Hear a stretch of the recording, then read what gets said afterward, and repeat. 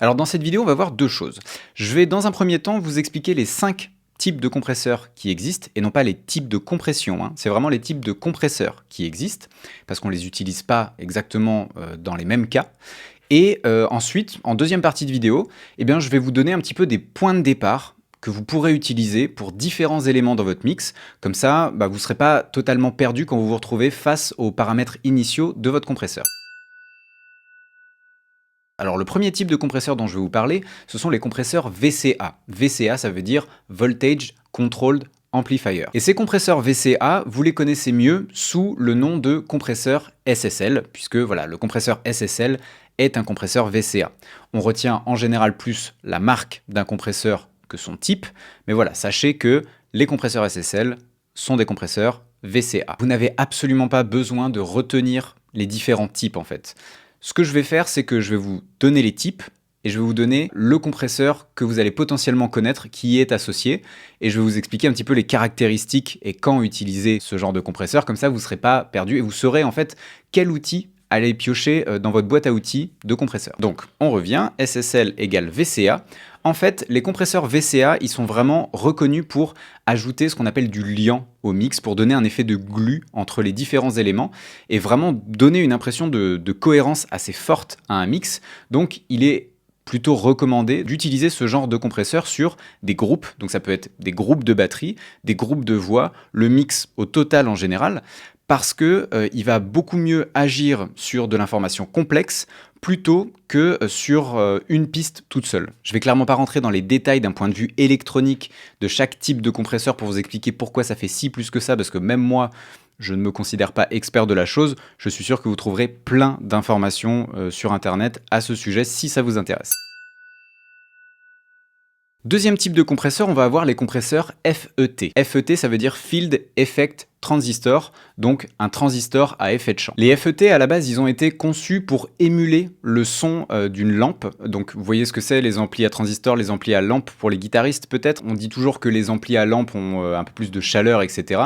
Et les FET sont particulièrement connus, en fait, pour bien fonctionner avec les batteries, parce qu'ils ont un temps d'attaque et un temps de relâche qui sont assez rapides, et ce qui permet de donner du punch aux batteries. Et le compresseur de type FET que vous pourriez connaître, parce qu'on le voit absolument partout, c'est l'Universal Audio 1176, alors 1176, mais en anglais j'ai l'habitude de l'entendre appelé 1176, donc du coup c'est pour ça que je vous le dis comme ça, mais c'est un compresseur noir et son interface est vraiment très très connue, et en gros c'est celui qui est le plus évoqué quand on parle de compresseur de type FET.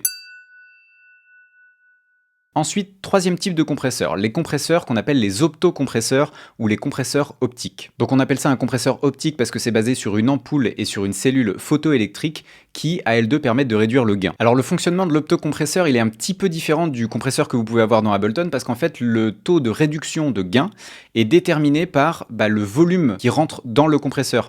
Donc si vous voulez, plus vous allez avoir d'informations à rentrer dans le compresseur et plus vous allez avoir de réduction de gain. Mais vous n'avez pas nécessairement un threshold ou ce genre de choses que vous pouvez délimiter vous-même, tout est plus ou moins automatisé en fonction du taux d'information qui rentre dans le compresseur. Et donc les deux compresseurs que vous avez pu croiser peut-être parce que plein de boîtes font des émulations de ce compresseur, c'est le LA2A et le LA3A.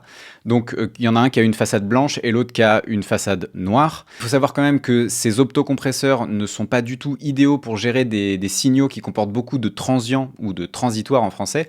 Donc on utilisera beaucoup plus ça sur des pistes de chant, des cordes, des synthés, ce genre de choses, des basses aussi, ça fonctionne très très bien. Mais ceci étant dit, moi je ne l'utilise pas personnellement donc je ne peux pas vous dire, mais je sais que c'est reconnu un petit peu dans le monde entier pour ça, c'est que le LA3A fonctionne très bien sur les batteries et les guitares électriques, alors que le LA2A, comme je vous le disais, comme beaucoup d'optocompresseurs, sont beaucoup plus utilisés sur des voix, des cordes et des basses ou des synthés, ce genre de choses. Donc plus que deux types à passer en revue. Le prochain, donc le quatrième type, c'est les amplis à lampe, ou alors ce qu'on appelle les Vari MU. Et il faut savoir que ce genre de compresseur, de base, en fait, ça colore le son, même si vous ne compressez pas, rien que le fait de mettre ce genre de compresseur sur votre piste, ça va générer des harmoniques qui n'étaient pas du tout là à la base. Et c'est ça, en fait, qui va colorer le son, qui va donner un grain si particulier au compresseur à lampe. Le plus connu, je pense, c'est le Fairchild 670. Il me semble qu'il y a une émulation de ce compresseur chez Waves. Faites le test chez vous si jamais vous l'avez. Vous mettez simplement le compresseur et vous allez voir si vous mettez un Spectrum sur votre piste que de base, en fait, il y a des harmoniques qui apparaissent, il y a de l'information sonore qui s'en dégage. Et ça, bah, comme je vous l'ai expliqué dans plusieurs vidéos que vous avez pu voir sur YouTube, etc., c'est la relation entre tous les composants électroniques qui font que bah, du bruit est généré. Donc ça peut clairement avoir un intérêt si on a envie de rechercher cette chaleur un petit peu analogique, ce son, ce grain un petit peu généré de force pour enrichir, on va dire, notre son. Mais si on recherche un son le plus clean possible et le plus transparent, clairement, c'est pas vers les compresseurs à lampe qu'il va falloir se tourner.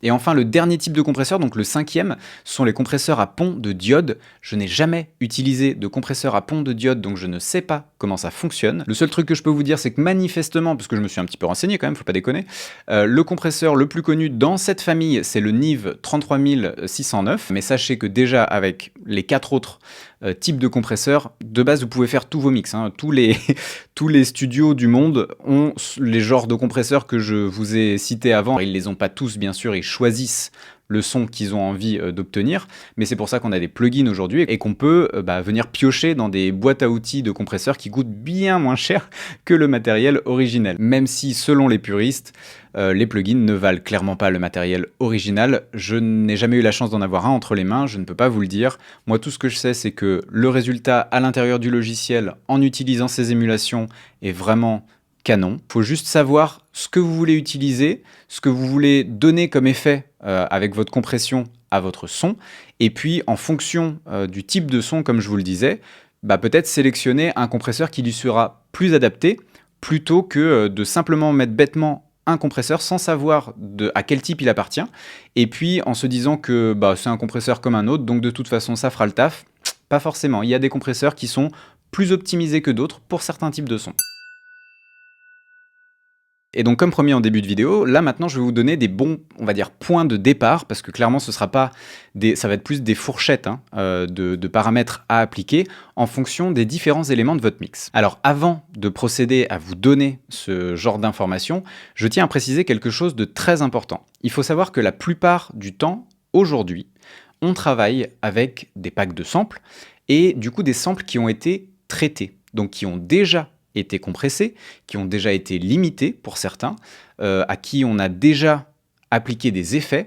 Donc, faites bien attention à ce que vous faites parce que ça ne sert à rien de surcompresser des sons qui ont déjà été traités en fait. Mais en gardant ça en tête, moi ce que je vous conseille, par exemple sur les voix, parce que c'est ce que je maîtrise le mieux, ça va être une attaque assez rapide entre 10 et 25 millisecondes, avec un temps de relâche qui va être quasi immédiat en fait, comme ça votre voix va tout de suite pouvoir revenir, elle respire, hein, elle va pas être écrasée par la compression, et donc le temps de relâche minimum. Donc sur Ableton, il me semble que c'est 1 milliseconde, donc n'hésitez pas à mettre le bouton tout en bas. Là, le premier truc que j'ai envie de vous dire, c'est que selon, gardez bien ça en tête, hein, la performance du chanteur ou de la chanteuse, donc est-ce qu'il ou elle a réussi à chanter de manière relativement homogène sur toute la piste ou pas?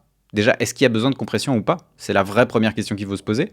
Et ensuite, en fonction de à quel volume a été enregistrée la piste, je vous donnerai une fourchette de ratio entre 2 pour 1 et 5 pour 1. Au-delà de 5 pour 1, je vois pas vraiment l'intérêt, à part écraser votre voix, vous n'allez pas faire grand-chose et ça sonnera pas bien. Donc ce que je vous dis là, c'est quelque chose qui marche pour des productions assez modernes. Clairement, là, on parle de lead, mais ça fonctionne également sur les chœurs et sur les harmonies. Après, il va bien évidemment falloir ajuster les différents volumes pour qu'on puisse bien se concentrer sur votre voix lead et que les autres ne soient que des voix de support. Alors pour une basse, parce que je sais que ça va intéresser plein de gens, c'est chiant en fait comme exercice parce que c'est toujours pareil, ça dépend de la prise de son, hein, ça dépend du sample avec lequel vous travaillez, mais j'ai envie de vous dire dans une fourchette générale, une attaque rapide entre 0 et 30 millisecondes. Et en revanche, pour la release, ça dépend vraiment de ce que vous voulez faire avec votre basse. Est-ce que vous voulez qu'elle soit limite percussive en fait, mais qu'elle sorte vraiment au travers du mix? Si par exemple, c'est des basses slap, alors là, il va falloir une release qui est assez rapide. Donc j'ai envie de vous dire 50 millisecondes, c'est bien. Si vous voulez quelque chose de plus contenu, parce que c'est une sub ou je sais pas, une nappe de basse qui va être beaucoup plus chargée, beaucoup plus sur la longueur, à ce moment-là, vous pouvez même aller jusqu'à 2 secondes en fait, de temps de relâche parce que vous avez envie de contenir le son le plus possible. Donc encore une fois, ça dépend vraiment de l'intention.